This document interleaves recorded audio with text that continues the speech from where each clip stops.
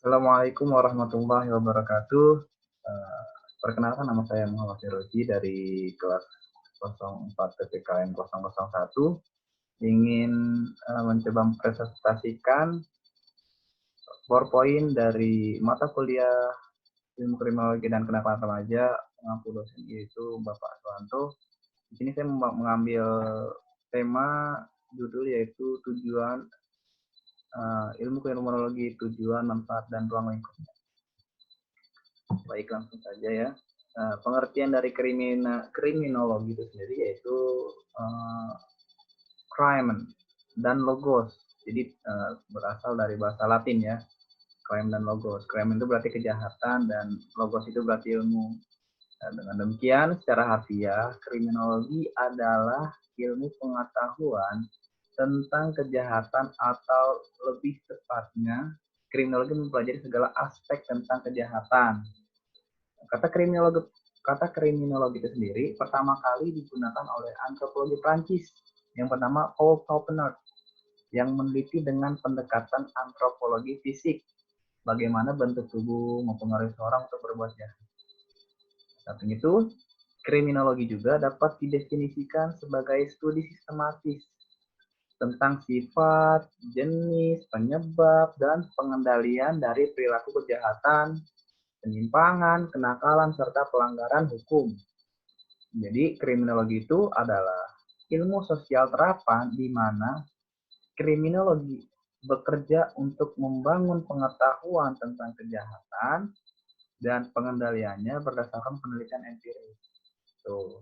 Nah, penelitian itu membentuk dasar untuk pemahaman, penjelasan, prediksi, pencegahan, dan kebijakan dalam sistem peradilan.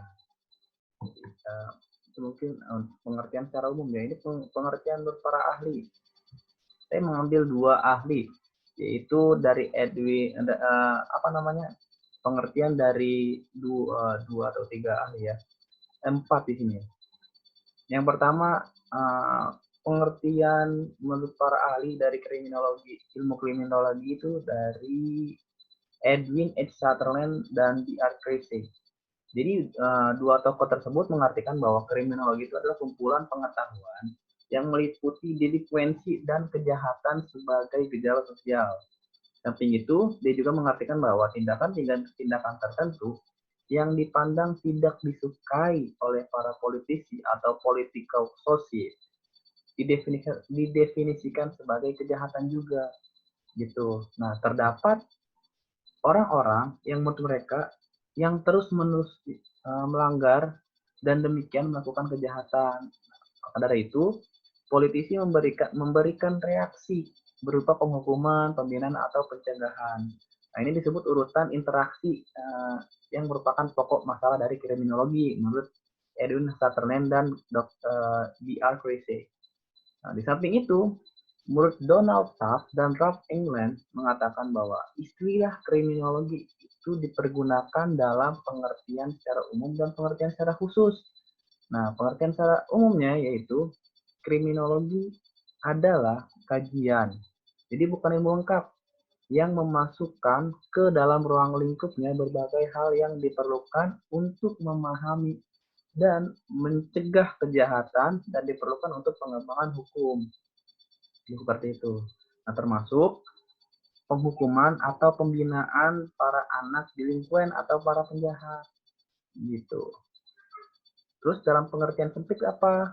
Dalam pengertian sempit, Donald Taft dan Ralph England mengatakan bahwa kriminologi semata-mata merupakan kajian yang mencoba untuk menjelaskan kejahatan, mengetahui bagaimana mereka melakukan kejahatan. Jadi gitu. Itu menurut Donald Trump, Ralph England, dan para tokoh yang lainnya. Lanjut ke perbuatan kriminal dalam fikih. Nah, dalam ilmu fikih atau ilmu ajaran Islam, ternyata perbuatan kriminal itu ada loh. Hanya saja dalam konsep fikih disebut jarimah. Itu bukan perbuatan kriminal. Karena mungkin bahasa Arab kali ya.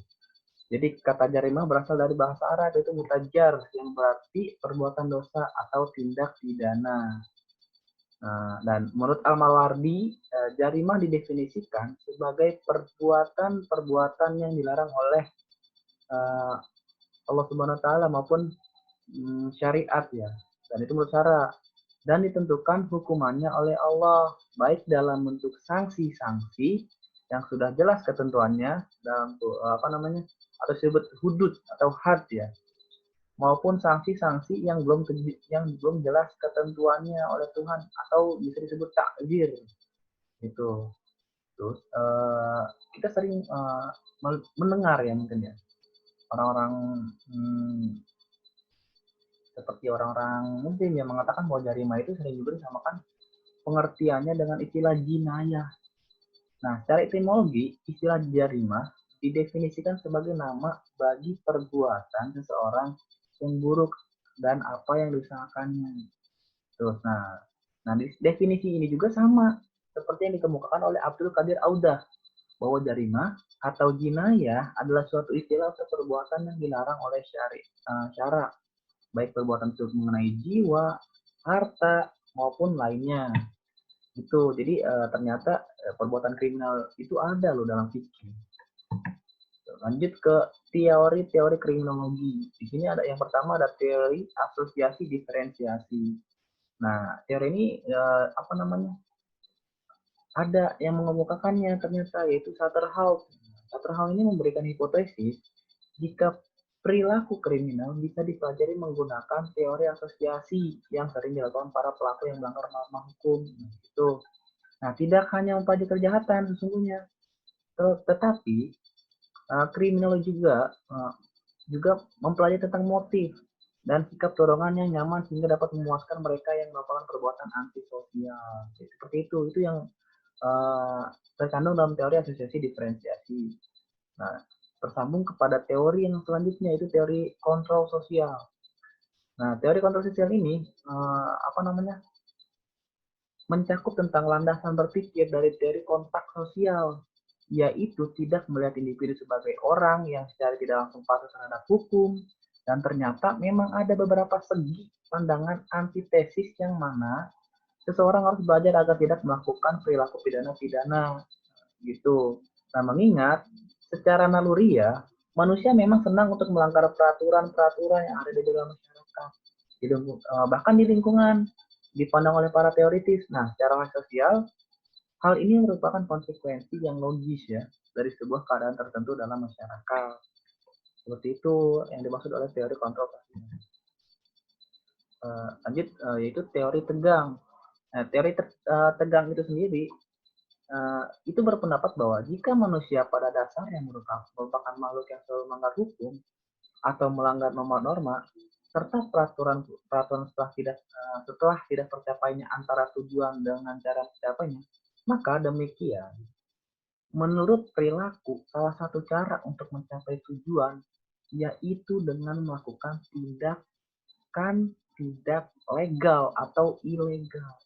Nah, akibatnya teori tegas memandang bahwa manusia merupakan salah satu makhluk yang memiliki sifat alamiah dasar. Itu dengan kata lain, dasarnya manusia tersebut memiliki sifat baik. Nah, tekanan sosial menciptakan tekanan atau stres sehingga menimbulkan kejahatan. Jadi gitu teori tegang itu apa namanya mendefinisikan bahwa sebetulnya manusia itu baik semuanya. Hanya saja ada yang mendorong di sana. Itu apa yang mendorongnya? Tekanan, stres, depresi. Itulah yang menjadikan manusia membuat tindak perilaku kejahatan. Itulah. Lanjut ke teori label. Nah, teori label itu teori label itu sendiri menggunakan landasan berpikir berdasarkan pandangan norma, di mana sebab utama terjadinya kejahatan yaitu karena adanya pemberian label oleh masyarakat untuk memberikan tanda pada anggota-anggota tertentu di masyarakat. Nah, di samping itu juga banyak cara yang digunakan untuk memberikan label tersebut. Nah, dari label tersebut biasa juga disebut berfungsi untuk menentukan batas pelaku kriminal yang sudah dijadikan teroris. Itu seperti apa? Nah, itu seperti serta bagaimana cara pemberian label bisa memberikan pengaruh melalui perkembangan imajinasi sendiri yang negatif. Jadi kalau misalkan label ini kayak misalkan ada seseorang yang identik dengan perilaku kejahatan, tapi tidak semua orang-orang yang di label itu ternyata nggak semuanya jahat. Kayak misalkan kelompokan nih, wah ini sering banget melakukan perilaku kejahatan. Misalkan di kelompok A ini sering banget melakukan perilaku kejahatan. Tapi ada satu atau dua orang yang tidak melakukan kejahatan, tapi mereka di label gitu. Wah ini mah dari kelompok ini pasti melakukan kejahatan, padahal nggak semua orang di kelompok itu memiliki perilaku yang jahat. Itu namanya teori label. Nah, lanjut ke perkembangan ilmu kriminologi. Perkembangan ilmu kriminologi itu sudah ada ya, dikatakan di Atma Sasmita. Itu mengatakan bahwa perkembangan kriminologi sebagai yang pertama itu ada beberapa tahapan ya, ada 5 tahapan. Yang pertama, kriminologi merupakan studi tentang tingkah laku manusia. Tidaklah berbeda dengan studi tentang tingkah laku lainnya yang bersifat non-kriminal. Terus yang kedua, tahapan yang kedua itu kriminologi merupakan ilmu yang bersifat inter dan multidisiplin. Nah, bukan ilmu yang bersifat monodisiplin. Yang ketiga, kriminologi berkembang sejalan dengan perkembangannya ilmu pengetahuan yang lainnya. Jadi mengikuti itu sejalan dengan ilmu perkembangan, itu mengikuti zaman ya. Yang keempat, perkembangan studi kejahatan telah membedakan antara kejahatan sebagai suatu tingkah laku dan pelaku kejahatan sebagai subjek perlakuan sarana peradilan pidana. Yang tak kelima, kriminologi telah menempatkan dirinya sejajar dengan ilmu pengetahuan lainnya, jadi tidak lagi merupakan bagian daripadanya. Itu. Nah, dalam buku W.A. Bonger juga berjudul Pengantar tentang Kriminologi dijelaskan bahwa mempelajari kriminologi tidak lagi bersikap la chaîne pour la chaîne atau ilmu pengetahuan untuk ilmu pengetahuan, tapi sudah berkisar menjadi savoir voir atau mengetahui untuk dapat melihat ke depan. Gitu. Jadi kayak sikap yang diambil untuk kedepannya itu bagaimana itu dipelajari di kriminologi agar tidak kejahatan yang sudah maupun yang belum dilakukan itu bisa dikendalikan seperti itu. Nah, ada ternyata apa nih tujuan dan manfaatnya mempelajari kriminologi? Ada ternyata tujuan dan manfaatnya. Nah, tujuan yang pertama tujuannya yang pertama, ilmu satu ini memiliki tujuan untuk memberikan pengetahuan kepada orang lain mengenai sebab-sebab seseorang melakukan kejahatan, sudah pasti. Yang kedua, selain itu, apakah seorang melakukan kejahatan tersebut disebabkan oleh kondisi sosial atau masyarakat di sekitarnya, sudah pasti itu sebab ya. Terus ilmu kriminologi juga hadir untuk memberikan saran dalam pembuatan rencana perundang-undangan atau hukum pidana. Itu dari samping itu, yang terakhir kriminologi juga bertujuan untuk memberikan gambaran nyata jika kejahatan tersebut ternyata sangatlah mahal. Itu. Nah, manfaatnya apa? Manfaatnya kita memperoleh pengetahuan dan pengertian mengenai gejala sosial di bidang kejahatan yang terjadi di masyarakat, atau dengan perkataan lain, mengapa sampai terjadi perbuatan jahat tersebut. Terus yang kedua, memiliki peran yang antisipatif dan reaktif terhadap semua kebijakan di lapangan hukum pidana, sehingga dengan demikian dapat dicegah kemungkinan timbulnya akibat-akibat yang merugikan baik bagi pelaku, korban kejahatan maupun masyarakat secara keseluruhan. Itu jadi banyak kan manfaat dan tujuannya. Ruang lingkup dari ilmu kriminologi itu sendiri, saya mengambil rangkuman dari Walter Siracusa dalam bukunya The Crime Problem. Itu yang pertama, ruang lingkupnya itu kriminologi merupakan sebuah ilmu yang mempelajari mengenai kejahatan. Itu sudah pasti apakah kejahatan tersebut dilakukan pada badan resmi, serta bagaimana tindakan tersebut dilakukan dan bagaimana badan-badan kerjasama tersebut menanggapi laporan itu. Itu ruang lingkup yang pertama. Yang kedua itu kriminologi merupakan sebuah ilmu yang di dalamnya mempelajari perkembangan serta perubahan hukum pidana bunga dengan nilai ekonomi, politik, serta tanggapan dalam masyarakat. Yang ketiga adalah kriminologi merupakan sebuah ilmu yang secara khusus mempelajari keadaan penjahat, perbandingan antara penjahat dan bukan penjahat, dan ras, kebangsaan, ekonomi, serta kedudukan. Dan selanjutnya, kriminologi juga merupakan sebuah ilmu yang mempelajari daerah-daerah atau wilayah-wilayah yang memiliki hubungan dengan berapa jumlah kejahatan yang ada di dalam daerah atau wilayah tersebut. Ruang lingkupnya. Selanjutnya, kriminologi juga mempelajari atau meneliti tentang bentuk spesifik dari kejahatan yang terjadi seperti penyelundupan di daerah pelabuhan atau korupsi yang terjadi di lingkungan pejabat. Itulah yang salah satu ruang lingkupnya. Ternyata masuk juga ke manfaatnya, kita jadi mengetahui kata kejahatan-kejahatan yang seperti kita tidak mengenal, seperti pelabuhan itu ternyata ada kejahatannya, ternyata di lingkungan pejabat ada hal yang seperti itu kejahatannya, ya korupsi. Selanjutnya, kriminologi merupakan sebuah ilmu yang berusaha untuk memberikan gambaran secara jelas terkait faktor-faktor penyebab kejahatan demi apa teori dan ajaran yang benar.